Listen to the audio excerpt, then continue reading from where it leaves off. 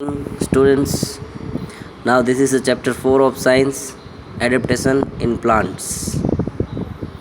Adaptation means here now we are going to see the different types of plants first.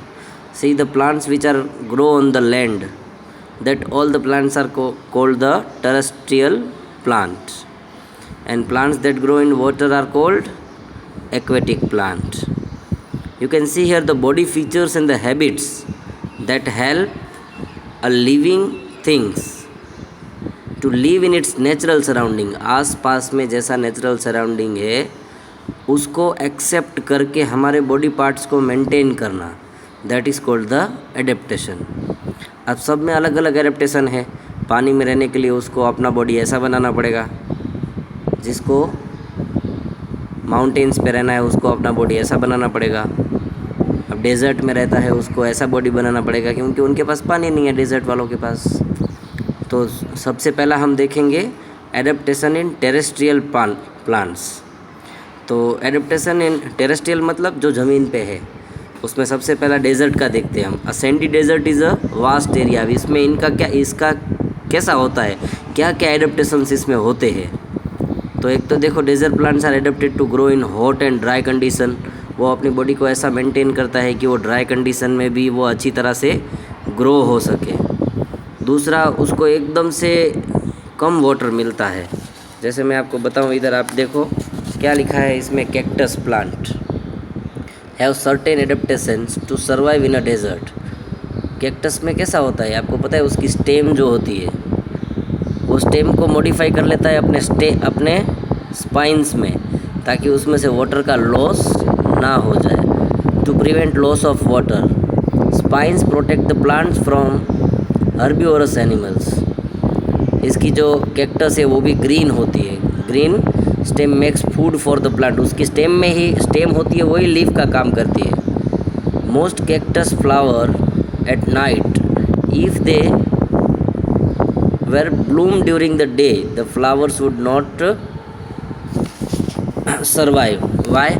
What happened? In the heat of the desert, the cactus roots are spread close to the surface of this ground and are able to absorb even the first few drops of rain. मतलब कि उसके roots इतने ऊपर होते हैं कि first few drop जैसे ही rain की आती है वैसे ही वो क्या कर लेते हैं, एक्सेप्ट कर लेते हैं उसको और फटाफट एब्जॉर्ब कर लेते हैं.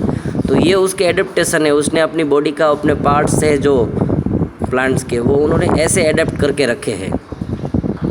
जैसे हम आगे देखेंगे adaptation in plants of the coastal region. तो कोस्टल रीजन में क्या होता है, plants growing in warm coastal region have to adapt to bright sunlight. अब इनको कोस्टल रीजन में क्या चाहिए, warm coastal region have to adapt to bright sunlight, strong wind, sandy soil, high humidity, ये सब चीज़ें उनको चाहिए. तो ये coconut palm have adapted themselves to growing in warm coastal area. इन्होंने अपनी बॉडी को ऐसा बनाया है, उसमें इनके जो रूट्स है वो लॉन्ग होने चाहिए, उसके लीफ है वो थिक एंड स्ट्रिप्स वाले होते हैं, और इसमें फ्रूट्स भी कैसे लगते हैं, लार्ज फ्रूट्स लगते हैं. स्ट्रॉन्ग फ्लेक्सिबल, उसकी जो स्टेम है वो एकदम स्ट्रॉन्ग एंड फ्लेक्सिबल लगती है. तो ये सब उसके जो आपको एडेप्टेशन पूरे पिक्चर्स में दिख ही रहे हैं. You can see here. So this are the adaptations of the coconut palm. ये जो कोस्टल रीजन के ट्रीज़ है. अब ज़रा आगे देखेंगे हम एडेप्टेशन ऑफ मैनग्रोव्स. ये क्या है mangroves? Mangroves are aquatic plant है. ये पानी के अंदर ग्रो होता है. They are trees and shrubs that grow in areas where soil is clayey and covered with a salty water. अब ये इसको क्या है, पानी में उग रहा है, तो उसका पूरा जो बॉडी है मैनग्रोव्स ट्री और स्टिल्ट रूट, उसके रूट्स कैसे होते हैं, स्टिल्ट होते हैं एकदम. इसकी वजह से उसको क्या होता है, वो सपोर्ट करके रखता है, एक्स्ट्रा सपोर्ट मिलता है. तो ये इसका एडेप्टेशन है कि इसका पानी में ग्रो होना है तो पानी के जैसा उसका एकदम से रूट होगा. फिर आगे देखेंगे इसमें, तो ये एडेप्टेशन मैनग्रोव्स का हो गया. वैसे ये डिफरेंट इसमें पॉइंट्स दिए एडेप्टेशन इन प्लांट्स में.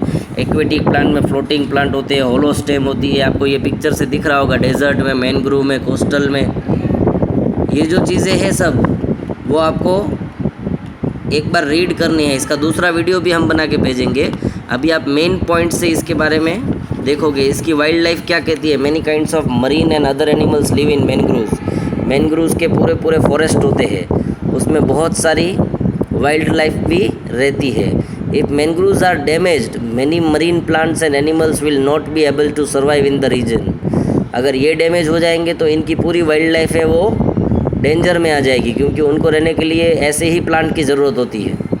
Mangroves help in reducing the force of ocean storms including tsunamis. इसकी वजह से जो सुनामी की बड़ी बड़ी लहरें आती है वो भी इनको हार्म नहीं करती है, उनको भी रिड्यूस कर देती है ये जो मैनग्रोव्स के प्लांट होते हैं। इसलिए बहुत ये जो वाइल्ड लाइफ है उनको लीव करने के लिए बहुत ही अच्छी प्लेस है। So this was the chapter 4 के मेन कॉन्सेप्ट है। एक बार आप रीड करिए। Okay, thank you.